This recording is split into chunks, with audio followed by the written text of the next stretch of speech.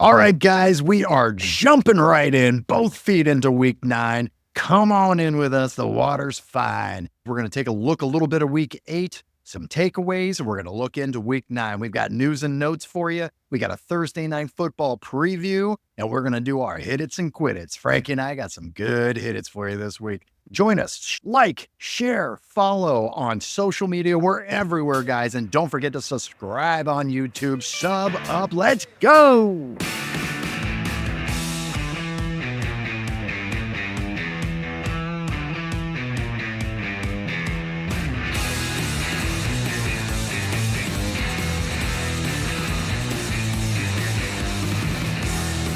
All right. Welcome to the show. This is the Frankly Fantasy Football Podcast. We are your hosts, Frankie and Johnny. Welcome in, my brother. We had another, every week the Reaper comes. The Reaper comes, coming, man. Are you okay? How'd you make it out? Oh, I had Rico Dowdle starting, so that was super exciting. And, I had to make a quick adjustment and put in Devin Singletary, so that was so fun. You mean my sit of the week last week? How'd that work out for you? Great. He certainly should have sat. If you could sit him, he certainly should have sat. So, yeah, man, and, love seeing Debo get re-injured and a few others. I'm sure we'll hit on it. So, yeah, man, I'm crying on the inside. I feel like every week our episode is just news. It's just doom and gloom. There's nothing good. Hey, guess what, guys? Remember your flex player from last week? He's gone for the season, boys. That's what I feel like every single week. It's crazy, dude. I mean, literally, like from week to week, it's like you're scraping, you're clawing, you're trying to figure it out. I mean, I'm almost up on my FAP dollars, John. A lot of these leagues playing the waiver wire. So, yeah. It's bananas, man. It's bananas. What are some of the takeaways? It was a fun week, though. I will say It was a lot of scoring. That was great to see. First thing I want to say, Puka's back. I mean, right? Out of nowhere, Puka comes out of the blue. Apparently, he goes up to Sean McVay and says, hey, I might be able to play this week, man. And he's like, really? All right, well, let's get a workout in and let's check it out. Sure as shit. We didn't even know prior to the game, Harley. Puka's on. And man, did he come on. He came on and played great. And what's crazy too, 57% snap share for Puka still explodes. Like, it's just, man, Stafford's got to be sitting there like, yeah, baby, we can do this. We can make this happen. The NFC West is a little bit down. Let's keep going. It's going to be fun to see what happens, man, with Cooper Kupp and Puka back. Yeah, we're going to talk about this offense a little bit later. Spoiler alert.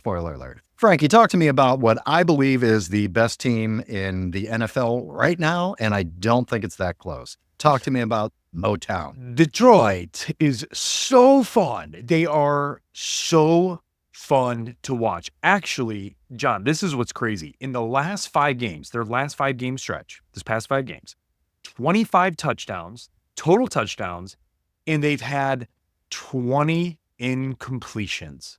They've had a total of 25 touchdowns and a total of 20 incompletions. It's actually the first team to do this, man, since the merger in 1970. I mean, this Detroit team is so fun to watch. You got Sonic and Knuckles. You got Amon-Ra. You got the Sun God. You got Jared Goff looking like fucking primetime Goff, baby. And on top of it, man, how do you not like Dan Campbell? I mean, I say his name, dude, and I get pumped up. I'm ready. Velociraptor eggs and all sorts of shit. Like, dude, I'm all about it. I do the Dan Campbell workout. It's all glamour muscles. It's all, see, you can see it right here. And I wear the Lululemon shirts that accentuate the traps. Oh, yeah, man. It's all glamour muscles, baby. And, if you're not wearing Lululemon, it's cool. There's Fabletics. Like, I go Fabletics, Target brand. We're not all as lucky as Johnny over here, guys. So don't feel bad about yourself. Speaking of, I was at an airport. I'm in Connecticut. I don't have a hat to wear because who would I wear in fucking Connecticut? The Patriots? I'm not doing that. No. I'm in Connecticut right now. I think I record more in hotel rooms than I do in my own home in my studio. So probably do. I'm in Connecticut, going through the airport, and I'm looking at the stores, and I'm like, I got a few minutes to kill. Maybe I'll look in Brooks Brothers, maybe look at a sport coat for work or something. Yeah. Next door to Brooks Brothers is a Spanx store. Spanx is actually a brand. It's a brand. I didn't realize that. I remember the old Spanx that you wore, the tights. Yeah. I didn't realize, they're trying to compete with Lululemon. Didn't know that. Did you buy some Spanx? Okay. Well, I mean, I'm asking for a friend. Are they Come on, comfortable? man. I will stand by the Lululemon brand until I die, but I'm not touching Spanx, man. Fair enough. Can't do it. I can't do it. All right, what else do we look at here? Oh, Jaden Daniels, man. Yeah, we got to talk about the the number 2 overall pick, who is playing like the number 1 overall pick. He's phenomenal, man. I mean, truly incredible. It was amazing. I mean, he was questionable to even play. Weren't sure if he was going to, and then comes out and plays great. And how about that Hail Mary at the end of the game? You know, that's what Tyreek Stevenson gets. You know, you can't taunt the away team or the home team when you're playing away. I'd expect some sort of something to happen. Like, what are you doing? Like, that was amateur hour. Amateur hour, man. I mean, come on. Give me a break, man. What about Bo Nix? Shocking. I mean, hey, man. Awesome. Yeah. Very surprised. I had Bo Nix fired up. And I know, I talked to a couple of guys because I have Jaden Daniels. My son does. My brother does. We all talked about it. We're like, I said, pick up Bo Nix and have him sitting there just in case. Yeah. We all had Bo Nix. We all ended up starting Jaden Daniels. And I looked at that. I went, Bo Nix scored 33 points. I should have started. But he looks good. I really enjoy watching this guy play. He's got a little bit of a rushing floor, and he's tossing the ball around the yard, man. He looks good, man. And Sean Payton's totally in command right now. And, dude, with Bo Nix as a rookie and knowing what they can build off of, I mean, man, it was sketchy in the beginning, but they're riding this defense. And as of right now, John, technically, they are vying for the number 7 position in the playoffs right now. So this is exciting as shit. Sean Payton's a hell of a coach. I mean, this is all Sean Payton. Yeah. It just is. You could tell. But it's nice to see Bo Nix developing like he is, man. I mean, he's becoming a startable asset, certainly in a 2 QB league. Definitely. Super flex. Oh, yeah. Definitely. And John, one other guy too, we got to shout out. Our boy Tilly, our boy Cedric Tillman. You know, real quick, how funny would it be? He should get like that Bud Light deal. That's, you know, when they used to go dilly, you know, just go tilly. So, oh man, that's a t-shirt we need to have fucking made right now. Tilly for the Browns games. Just saying. You're in Cleveland. You know people. Cleveland? Get a t-shirt. Tilly, baby. Tilly. Incredible. It's good to see this man exploding. It's good to see 2 tutties. And man, I think we're going to talk about him a little bit more too. I think we just may, yeah. So Sunday was a special day in the NFL, Frankie. And it was fun and I like it. And I'm glad they have it. But I think they should do other positions as well. It was National Tight End Day on Sunday. Wow. And did it have any effect on the tight end play? Maybe. It seems like it did, man. 177 tight end receptions for 16 tight end touchdowns, the most in history in a single day. It was so just cool. Bananas. I'm watching football. I'm like, oh my God, it's only tight ends scoring right now. I mean, why? Why did this happen? Please, did the coach... Please, it just has to be a coincidence, right? It's crazy. I mean, John, literally, there was a guy who ended up putting a $65 bet, and he ended up having 8 tight ends to score and won $50K off of a $65 anytime touchdown bet for tight ends. So, dude, something was in the water. You know those quarterbacks are targeting the tight ends on National Tight End Day. So, everybody, think about it for next year. Put it away, save it somewhere safe, you know, and get ready for next National Tight End Day because I'm doing the same shit. How about a National Wide Receiver Day? I mean, that would be helpful. National Wide Receiver Day. Yeah, a National Wideout Day. Of course, there aren't any left. And once we get through the news here, you'll see why. All right, before we get to the news, guys, I've got exciting news for you. I'm thrilled to announce our new partnership with BetStamp and Sign Up Expert, opening up an incredible opportunity for you to join some of me and Frankie's favorite sports books and get the best odds and new user offers. Guys, take advantage of these new user offers. So head over to our dedicated page at signupexpert.com/frankly to explore a selection of sports books tailored to your region, each with unique offerings. Again, take advantage of the offerings, guys. If you're ready to take your sports betting to the next level and show some love for our brand, the Frankly brand, I highly recommend that you sign up for your next sports book using signupexpert.com/frankly. You'll see it in the description as well. All right, let's go. Let's get to the news, baby.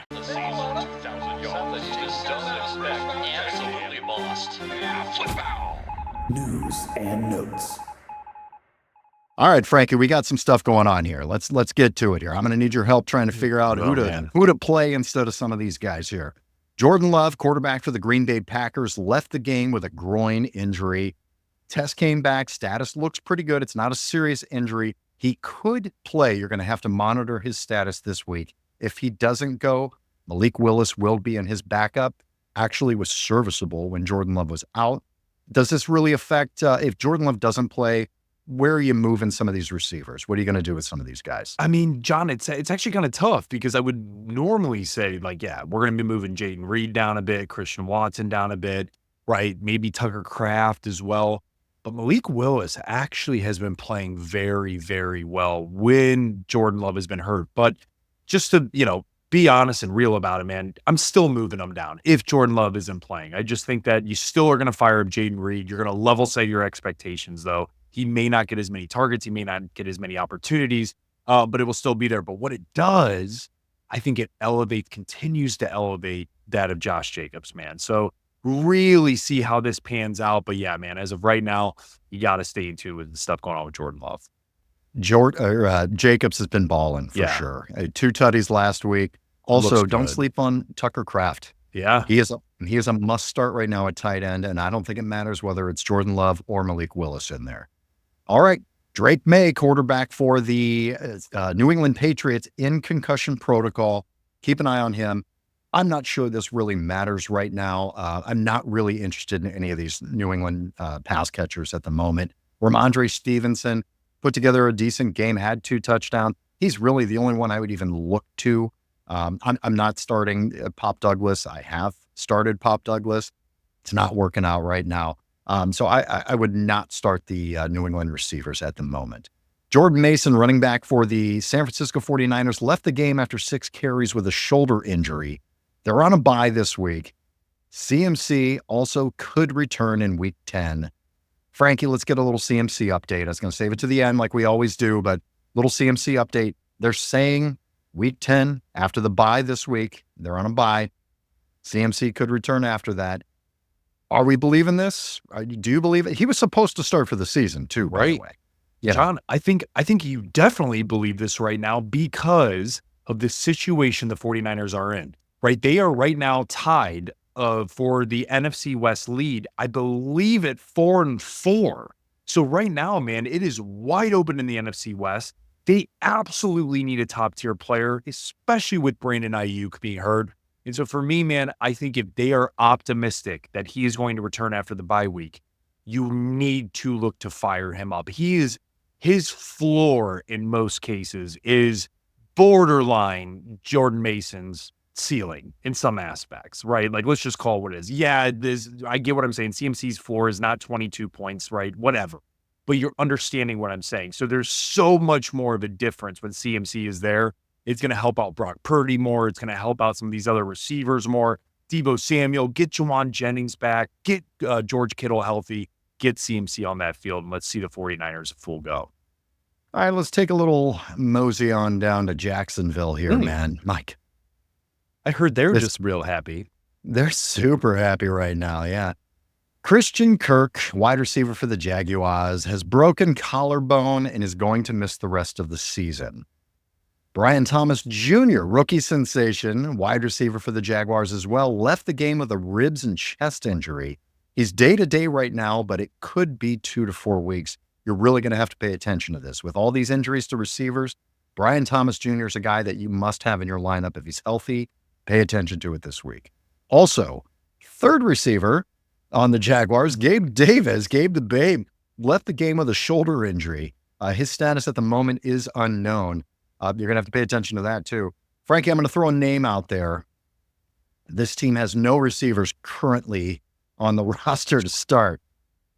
Parker Washington seems like he will get the majority of the snaps at the one position for the receiver spot. Is this a guy you think you can throw out there this week? You could. If you, let's just say you might have Deebo, you might have George Pickens, you might have some of these other guys that have gotten hurt. My God, does it suck. It is not pretty whatsoever, but you could. Second-year guy right now, man, looking at what he's done, I mean, John, he ended up having last week when he was able to play after all these injuries, 4 targets, 3 receptions, 46 yards, kind of equates to 15.3 yards a reception. So you could, but man, that is an ugly ass start. But on the waiver wire, guys, if you do have, Christian Kirk and you are bleeding, it is absolutely an option and should be worth rostering on your team. I can't believe how much money I'm going to end up paying for Parker Washington this week in my 14-team double flex league, where I hated starting Christian Kirk as it was, and then I lost him. So, yeah, it's brutal out there, guys. It's rough in these streets. All right, let's get to some bigger news here. We got Stephon Diggs, wide receiver for the Houston Texans, out for the season. It is confirmed with a non-contact ACL tear. All right, man, break it down for us. What are we looking at here with this Houston offense? We've got a lot of changes here, man, and this team lit up the fucking world last year. Stroud's been down a little bit this year, hasn't had a game with more than 2 touchdowns, or only had 3 games with more than 2 touchdowns. You've got Nico Collins still on IR. You lost Stephon Diggs for the year. Tank Dell's been in and out of the roster. What are we doing here? John, it's definitely going to be Tank Dell moving forward, but more than anything, look at Dalton Schultz. He should see an increase in targets, should see an increase in receptions, and honestly, even receiving yards at that point, right? So I really think that Dalton Schultz could be this guy that really steps in. But what this means, in my personal opinion, John, and we'll talk more about this for the Thursday night game, but this is Joe Mixon here, man. This is screaming Joe Mixon. And the reason being is not because I'm saying he's going to see an increase in rushing work. Certainly could be a byproduct. But what this means to me is an increase in targets for Joe Mixon, right? He's incredible out of that backfield, and he's so dangerous in the passing game already, let alone now you're telling me that he could see an increase in an upshare and target share. So for me, man, I think Joe Mixon could end up being and should end up being a top 3 running back moving forward. You're definitely going to look to Tank Dell. You're definitely going to look to Dalton Schultz. But also, this could mean an increased usage for the old head there. The old head being that of Robert Woods. Bobby Woods. Bobby Trees. That's Bobby Trees. That's right, man. And so with Bobby Trees, John, I mean, yes, he only had 2 receptions last game, and I'm pulling it up. 2 targets, 2 receptions for 18 yards. I get it. Not super sexy. But we should see an increase there. Maybe John Menchie, we see him get involved a bit more. But, man, there's going to be a core 3, and it's going to be Tank Dell, it's going to be Dalton Schultz, and it's going to be our boy mixing it up with Joe Mixon. All right, we had a surprise illness right before the game here with Rico Dowdle. He did not play in Week 8 due to an illness. Got us by surprise. Got you by surprise, huh? Yeah, right? fuck him. It's because you don't know how to pronounce his name. That's why. Well, yeah, he made my team dwindle. So thank you, Dowdle. Hey, another guy you like to talk about, Bub Means. Bub Means. You pulled out a deep pull there with Bub Means for the New Orleans Saints. He's got a high ankle sprain. He's going to miss some time. I don't know if anybody's got him on their rosters anymore, but you can take him off. Sticking with the Saints, Juwan Johnson, the tight end, is in concussion protocol. Tyrone Tracy, rookie running back, who looked great, by the way, on Monday night. Tyrone Tracy in the concussion protocol as well. Deebo Samuel, once again, man, this guy can't get a break right now. Deebo Samuel's day-to-day with a ribs injury and an oblique strain. They're on a bye. Monitor that come next week. He should be all right in Week 10.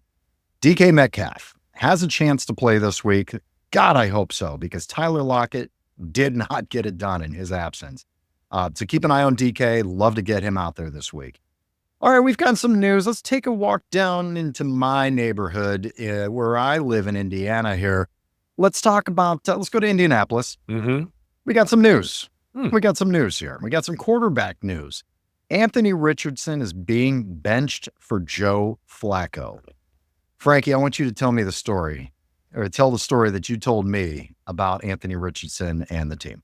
So, guys, this is absolutely crazy. And I'm sure most of you probably know this, but if you don't, you're going to want to tune in.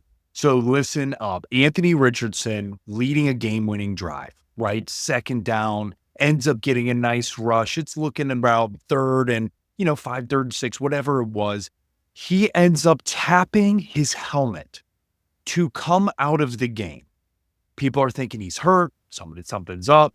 Long story short, they lose the game, which would have put them in a serious position for the divisional title, right? And things like that against the Houston Texans, right? Or put them up there to compete with the Houston Texans for the divisional title. They lose the game. And what's crazy as shit, John, I've never in my life have I heard this before. After the game, they start interviewing him and asked, what happened? Like, are you hurt? Are you injured? He literally goes, I was tired. I was tired. Now, let's put this in perspective. The dude is 22 years old. It is week 8, meaning you should be in mid-season form. That is literally, we are mid-season. There's 18 weeks. Week 8 is mid-season. And your franchise quarterback comes out of the game on the game-winning drive, on the drive to potentially take the lead.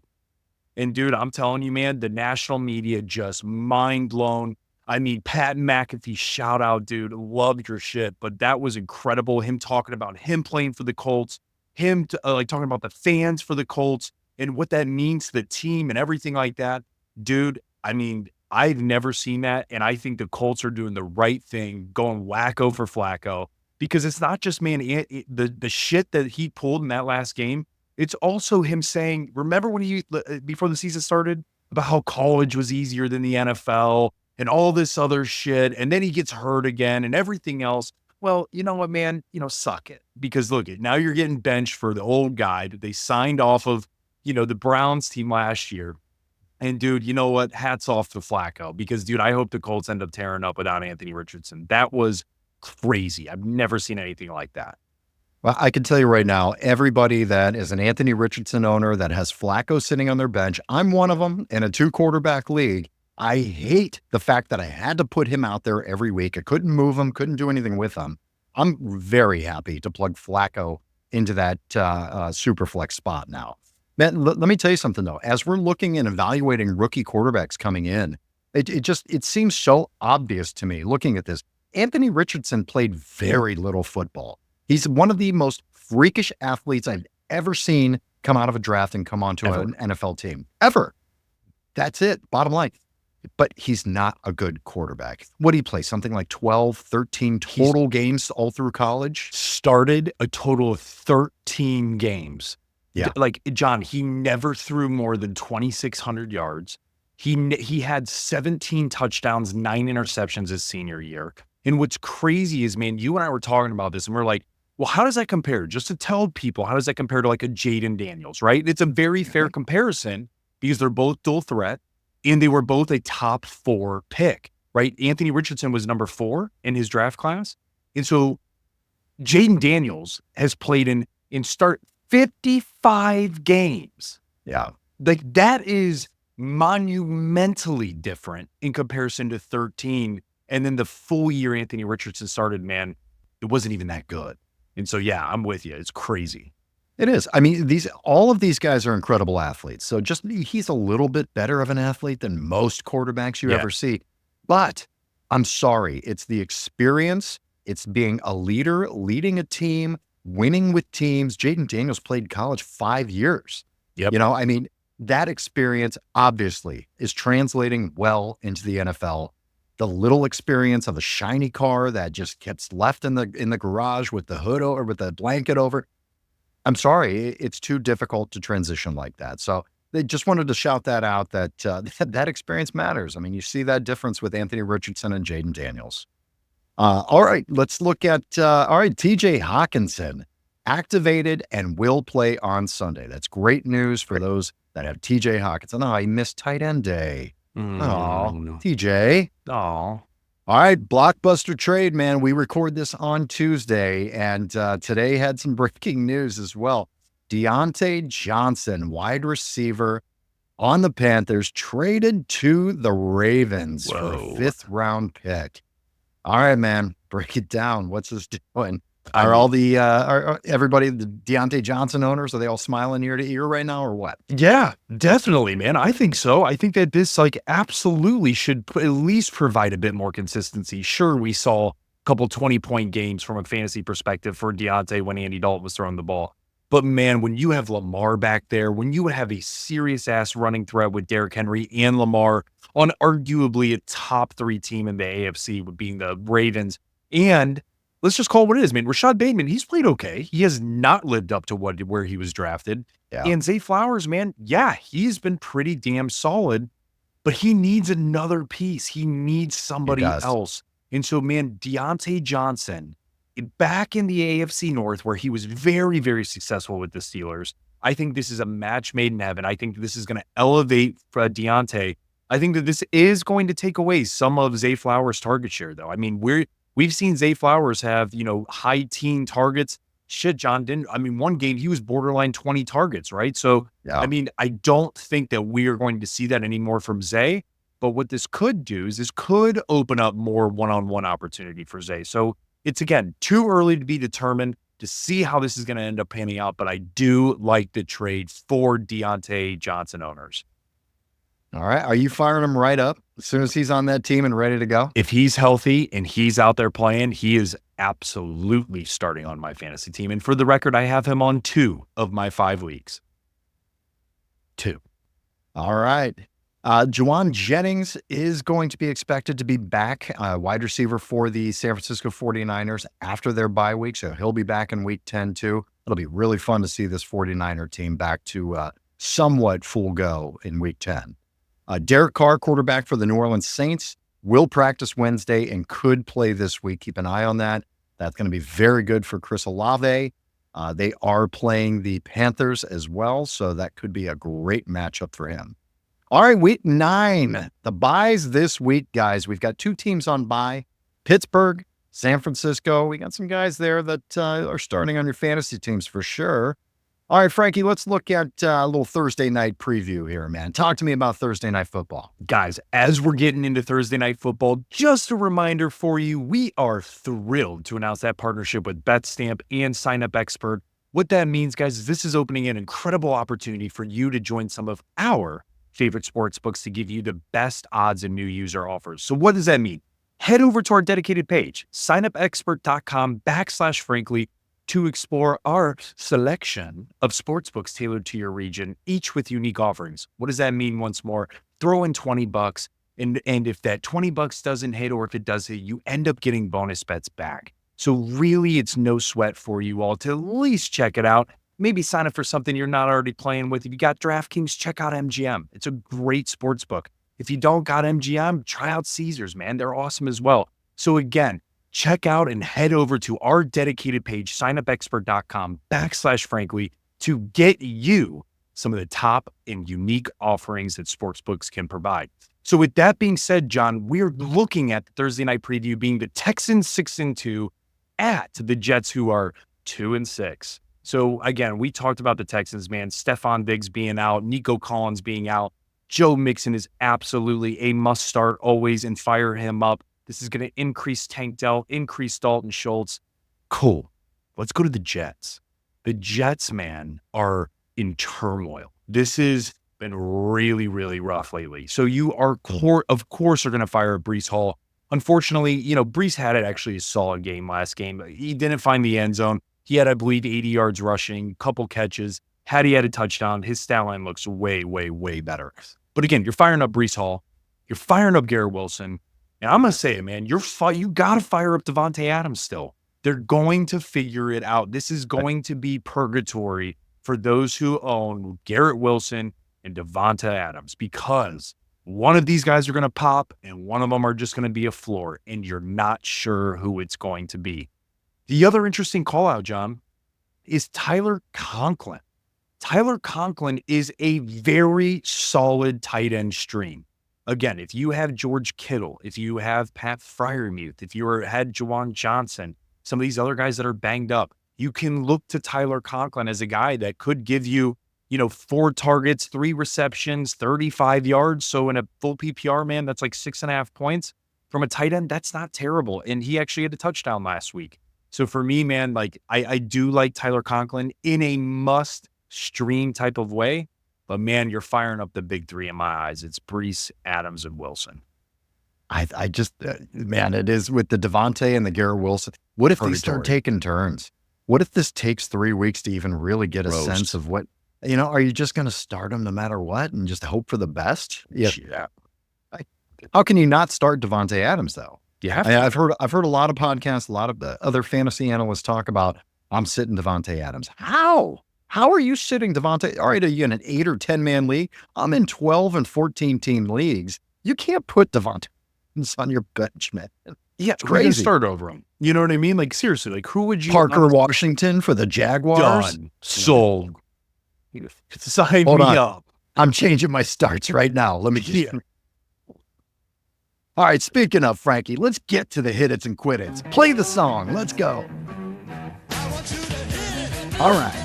I love it, man. Our hit it's and quit it's. This is our starts and sits. Frankie's got 3 starts. I got 3 starts, and we each have 2 sits. Let's get to it. Frankie, who is your first hit it this week? My first hit it is going to be none other than Tilly. And by that, I mean Cedric Tillman versus that of the Los Angeles Chargers. Yes, the Chargers are one hell of a defense, and it will be a tough matchup. But here's the deal. Cedric Tillman in the last 2 weeks has 21 targets, 15 receptions, 180 yards, and 2 tuds.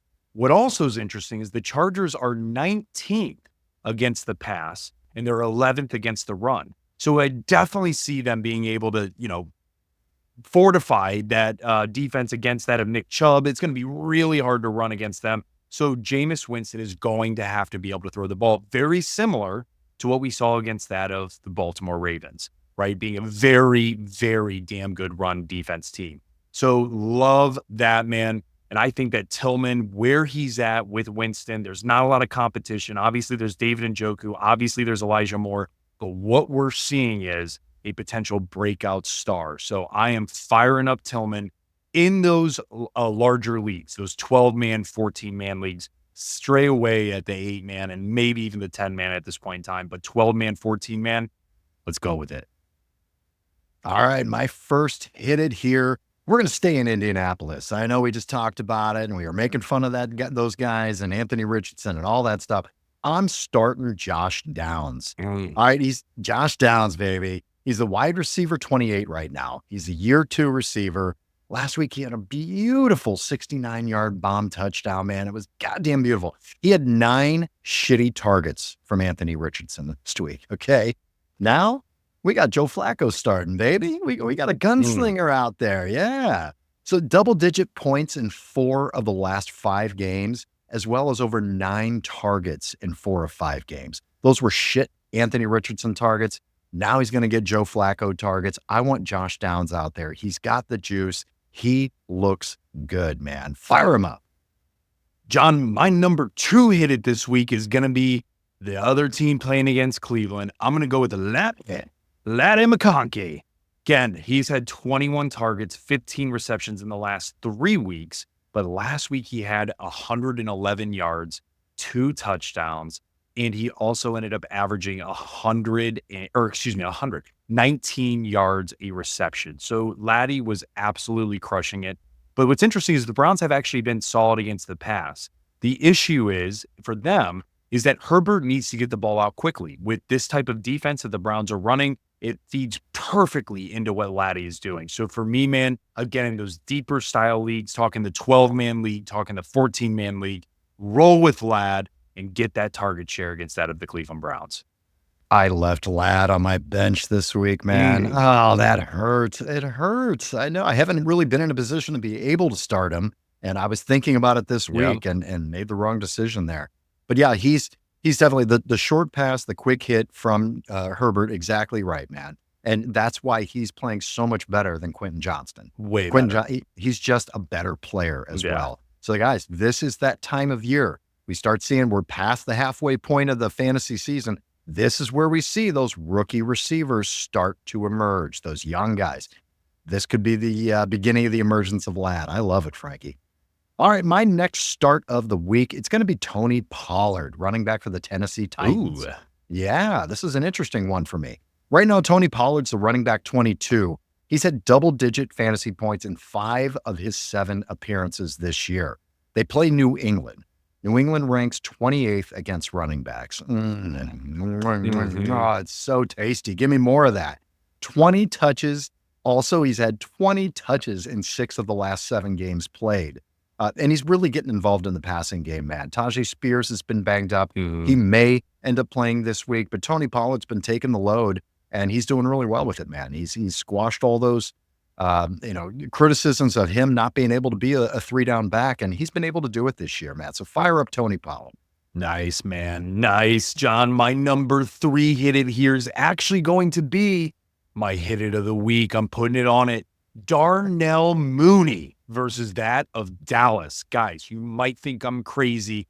Hold on. Hold my beer. He's played 88% snap share in every single game this season. On top of it, where do you think he ranks in terms of receivers in PPR for that of, fantasy football? It is number 13. He's the 13th receiver in full PPR at this point in time. He's had 14 targets, 9 receptions in the last 2 weeks. And on top of it, John, Dallas is giving up the 20th most in passing yards per game. So what that tells me, Kirk Cousins is going to be cooking.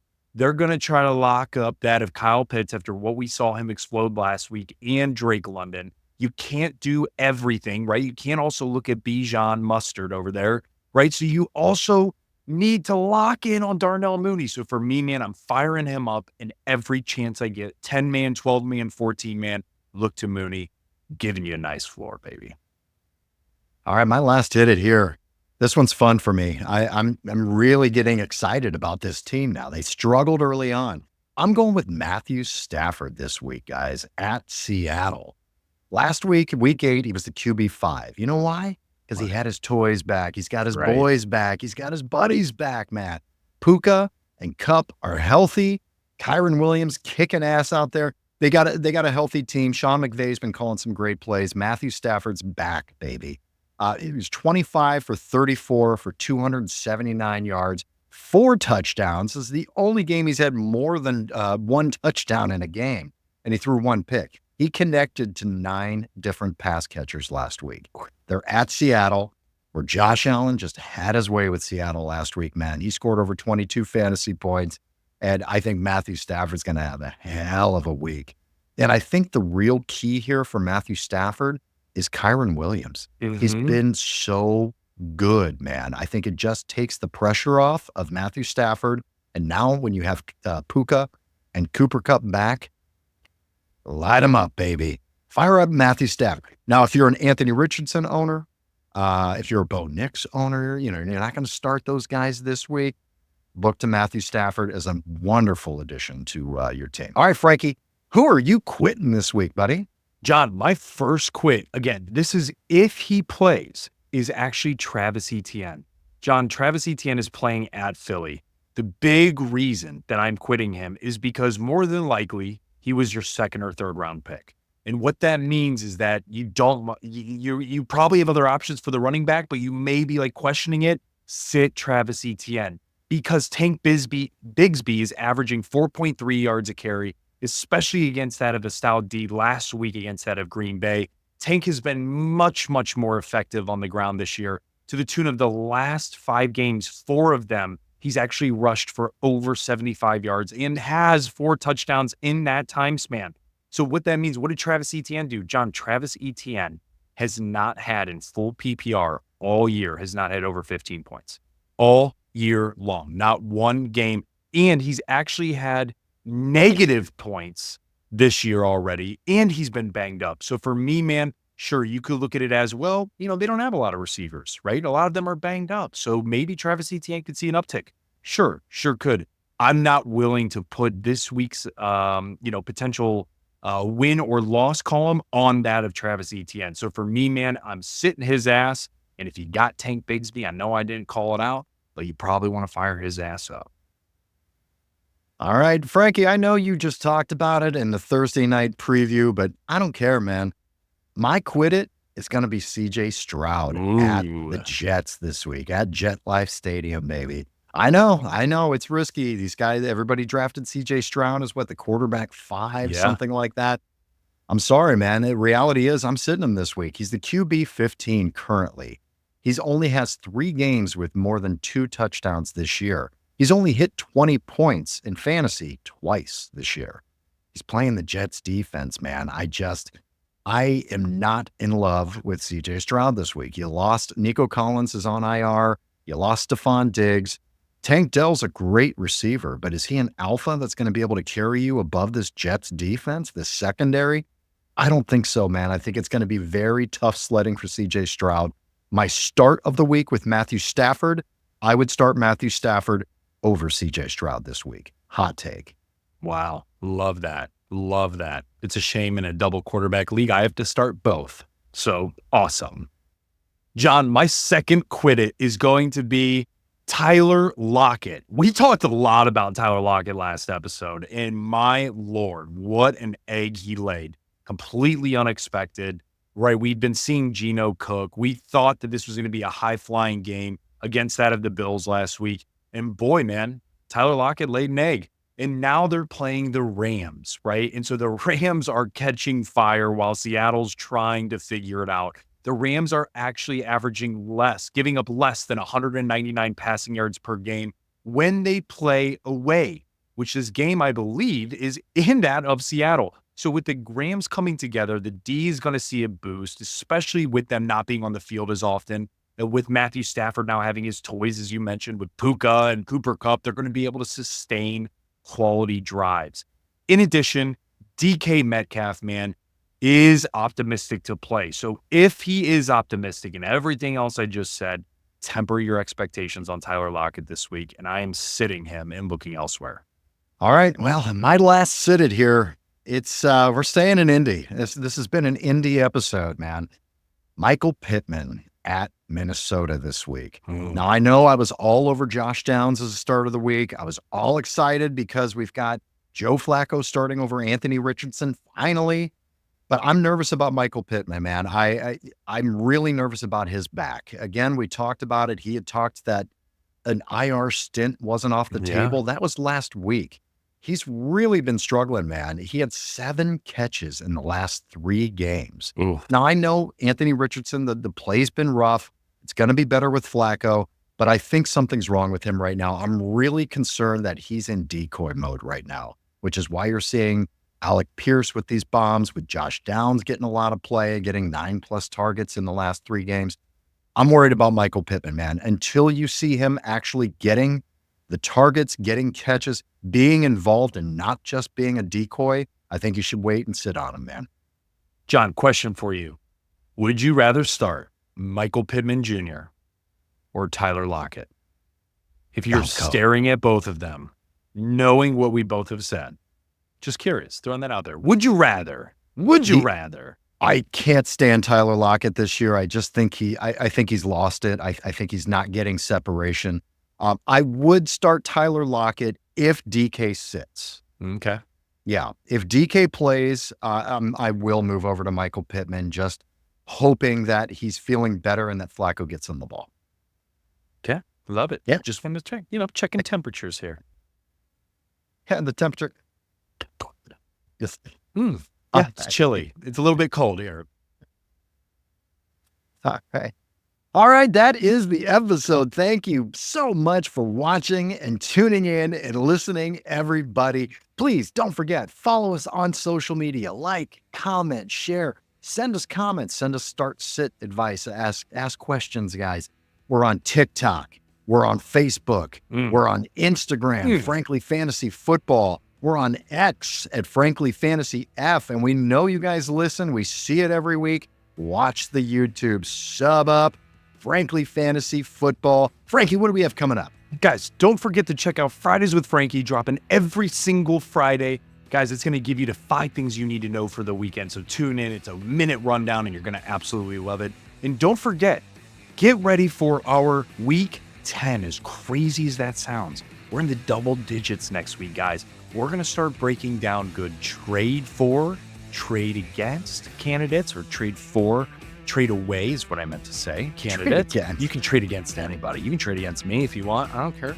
but you're looking at trade for candidates, and we're also going to be diving into what maybe you should be looking at from a playoff perspective. If you're in the hunt, things to be thinking about, because now is the time to get ahead of everybody else, start positioning your team accordingly, and get ready to make a run.